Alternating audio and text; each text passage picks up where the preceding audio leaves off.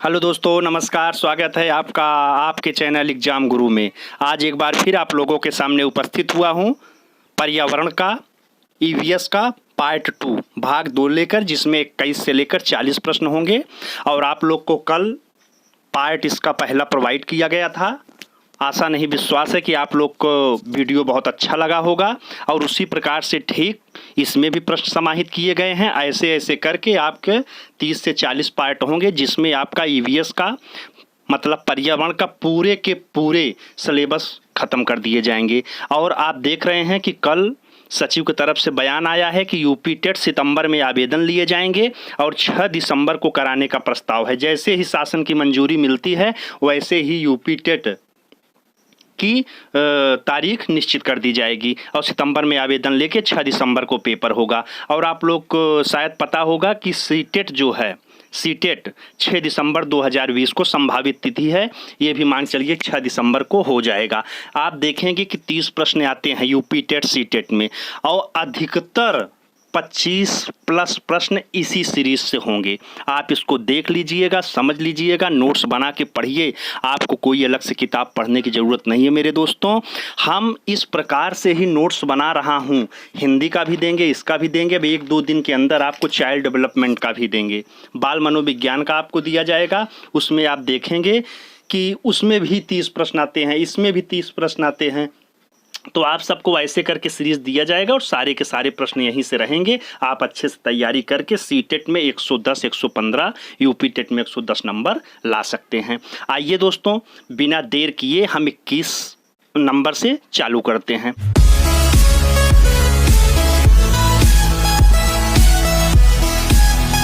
आइए, प्रश्न नंबर 21 है, पेरियार गेम अभ्यारण्य किस जानवर के लिए प्रसिद्ध है? क्या? पेरियार। ये देखिए किसके लिए? जंगली हाथी के लिए। पेरियार ये कहाँ पे है? ये है केरल में। कहाँ पे है? केरल में। और ये जंगली हाथी के लिए ये अभ्यारण्य प्रसिद्ध है। ठीक। नेक्स्ट प्रश्न, प्रदूषण रोकथाम दिवस कब मनाया जाता है? क्या? प्रदूषण रोकथाम दिवस तो ये दोस्तों मनाया जाता है 2 दिसंबर को। आप देखेंगे कि सारे प्रश्न एकदम सेलेक्टिव लिए गए हैं। सारे के सारे प्रश्न इंपॉर्टेंट हैं और ये बराबर प्रश्न आते हैं। नेक्स्ट प्रश्न, पर्यावरण संरक्षण अधिनियम कब बना? तो ये देखिए वेरी इंपॉर्टेंट, VVI। तो ये जो है 1986 में, पिछली बार पेपर में आ चुका है टेट में। पर्यावरण संरक्षण अधिनियम 1986 में पारित हुआ है, बना है। नेक्स्ट प्रश्न, इको मार्ग। ये देखिए गलत हो गया है, ये इको मार्ग। ये देखिए इसका संबंध है तो अनुकूल उत्पाद से। किससे? अनुकूल उत्पाद से। इसको देखिए कि यह पर्यावरण एवं वन मंत्रालय के निर्देश पर भारतीय मानक ब्यूरो द्वारा 1991 में प्रारंभ किया गया। क्या है इसका फैक्ट? कि भारतीय जो है मानक ब्यूरो द्वारा 1991 में प्रारंभ किया गया है। अगर इसका उद्देश्य क्या है तो इसका उद्देश्य यही बताए ना, संबंध जो बता रहा हूं उद्देश्य ही है। उद्देश्य पूछे तो आपको भ्रमित नहीं होना है, संबंध पूछे तो भी यही होगा। क्या है? कि अनुकूल उत्पाद को पहचानना, अनुकूल उत्पाद को पहचानना।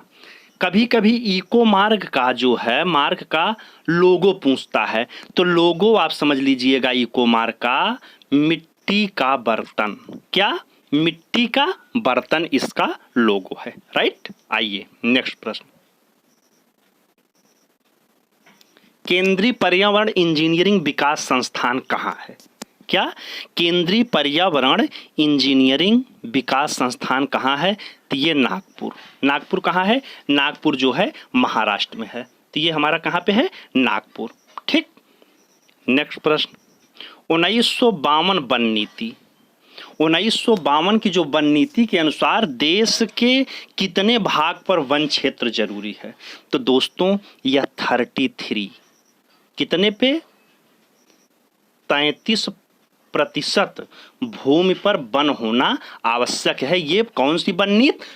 1952 की वन नीति कहती है। ठीक। नेक्स्ट प्रश्न, वन वन्य जीवन सुरक्षा अधिनियम, वेरी इंपॉर्टेंट।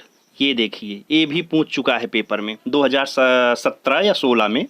वन्य जीवन सुरक्षा अधिनियम कब शुरू हुआ? तो यह 1972 में शुरू हुआ था। कब हुआ है? 1972 में वन्य जीवन सुरक्षा अधिनियम। ठीक, नेक्स्ट प्रश्न हम देखेंगे।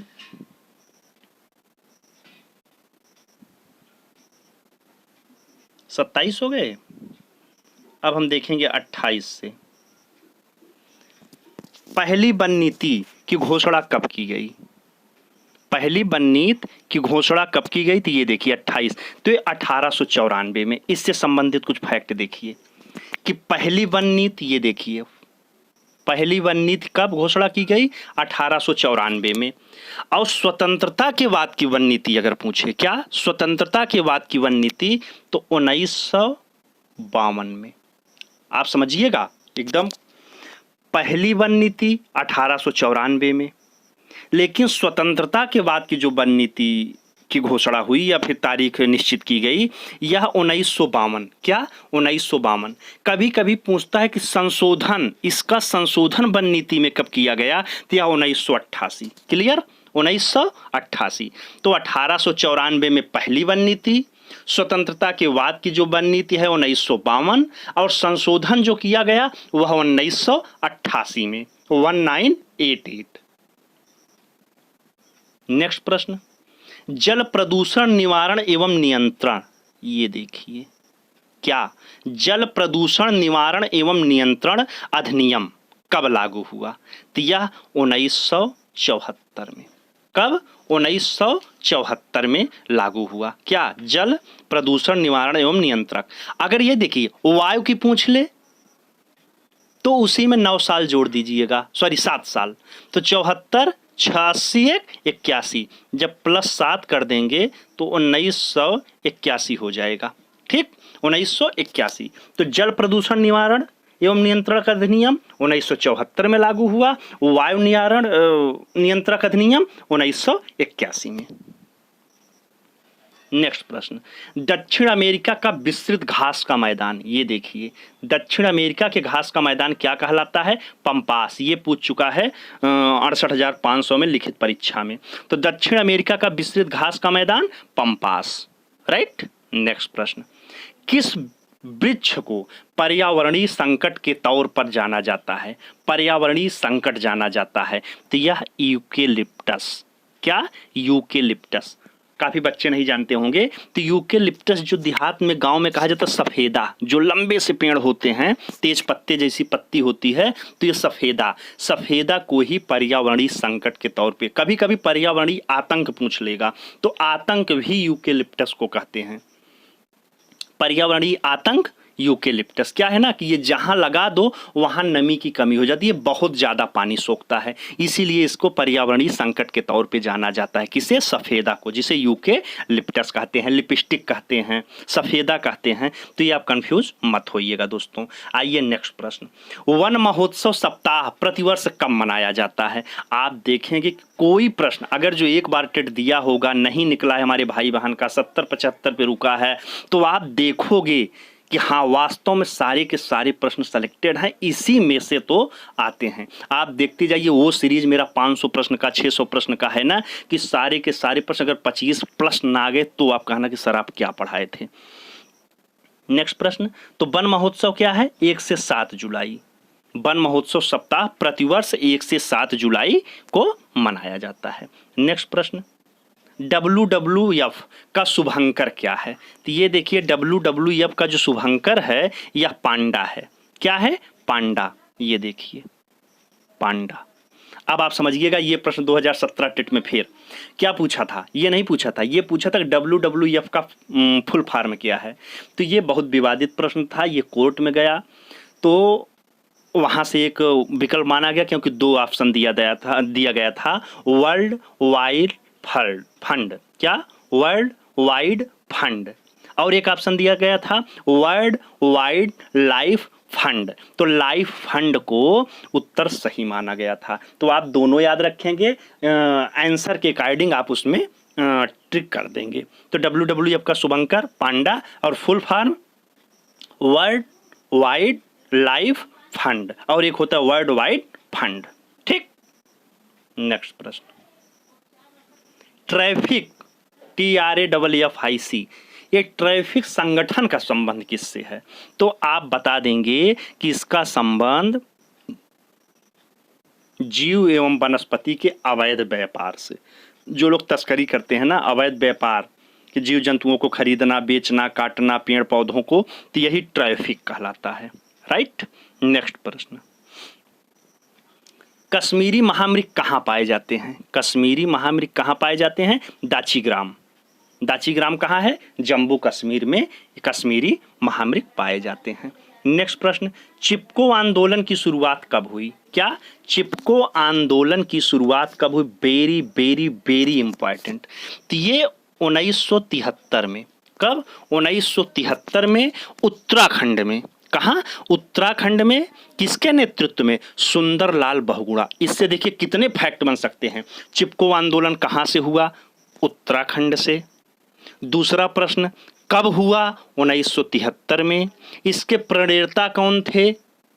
अगुवाकारी कौन थे? तो सुंदरलाल बहुगुणा एवं चंडी प्रसाद भट्ट। सुंदरलाल बहुगुणा को ही माना जाता है, लेकिन इनके सहायक के रूप में चंडी प्रसाद भट्ट भी थे। तो सुंदरलाल बहुगुणा, चंडी प्रसाद भट्ट। अगला प्रश्न, एपिको ये क्या है? चिपको। और चिपको आंदोलन किससे संबंधित है आप बताइए? ये प्रश्न पूछा था यूपी PCS 2016 में।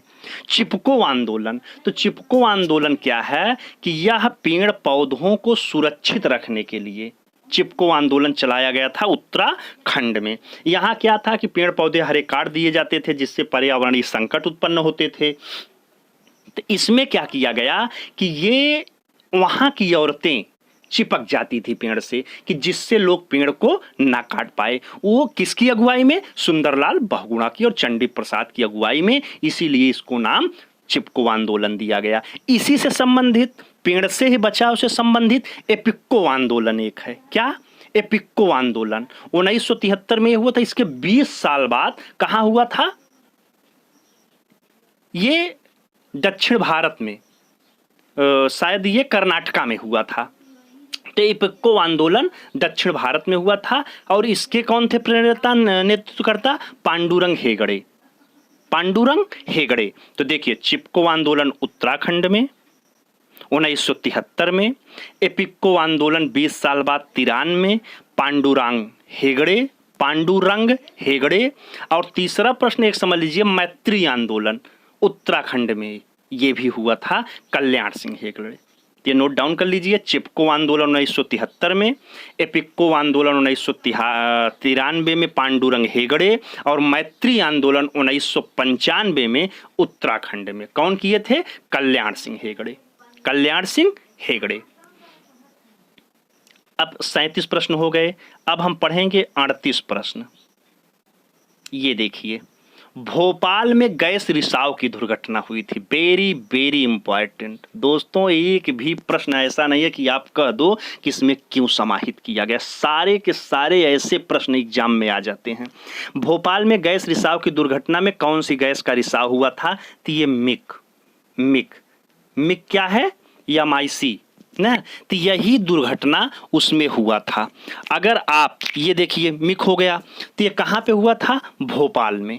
समझिएगा, कहाँ पे हुआ था? भोपाल में। अगर ये पूछे कि मिक का फुल फॉर्म क्या है, तो मिसाइल आइसोसाइनाइट। क्या? Missile isocyanate. पूछता है कब हुआ था, तो 1984। कब? 1984 में यह भोपाल में हुआ था।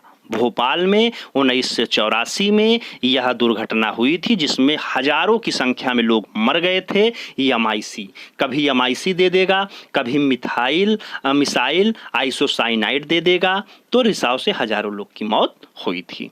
नेक्स्ट प्रश्न, अम्लीय वर्षा का कारण।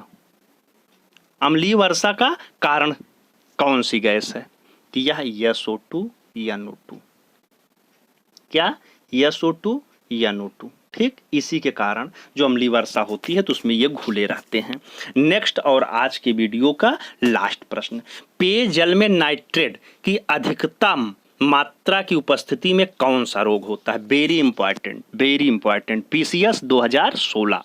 तो पेयजल में नाइट्रेट की अधिकतम मात्रा उपस्थित होने में ब्लू बेबी सिंड्रोम, क्या ब्लू बेबी सिंड्रोम होता है? किसके कारण? नाइट्रेट के कारण।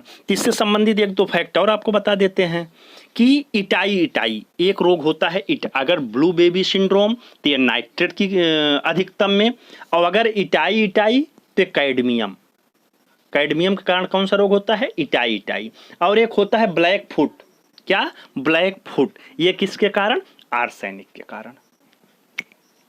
तो ब्लू बेबी सिंड्रोम नाइट्रेट के कारण, इटाई कैडमियम के कारण, ब्लैक फुट आर्सेनिक के कारण। तो ये दोस्तों आज के 40 प्रश्न पूरे हुए, 2 पार्ट खत्म हो गया, तीसरा पार्ट आपको अगले दिन मिलेगा।